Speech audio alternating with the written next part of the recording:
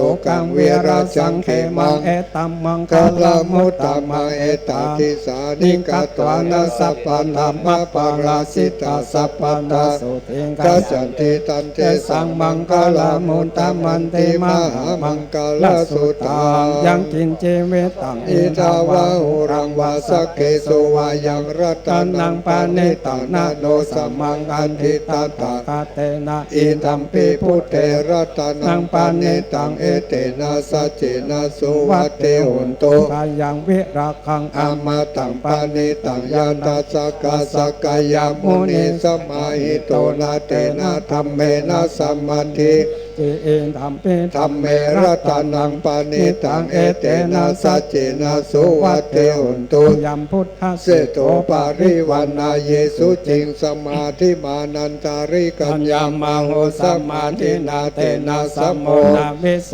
ติอิธัมปิธัมเมระตานังปานิตังเอเตนะสัจเจนะสุวัตเตหุนโตเยปุคันลาอันตัสสะนังปัสสัตตาจตาริเอตานิโยกานิโหติเตนะขินายาสุกัตตัสสะสาวกายติสุตินานิมาปารานิอิธัมปิสังเขระตานังปานิตังเอเตนะสัจเจนะสุวัตเตหุนโตเยสุปัญญุตตมานาสาเนนาเนกามิโนโคตมัสสะสานัมเมเตปฏิปัตตามาตังวิการัตมุตานิพุทธิพุญจามานาอิธัมปิสังเขรัตานังปานิตังเอเตนะสัจเจนะสุวัตเตหุนโตขีนังบุรานังนาวังนันเดสัมภวังวิรัตจิตายติเกภวสัมมิเตขีนาพิชาอาภิรุณิจันทานิปันติจิรายาทายัมปฏิโปยธัมปิสังเข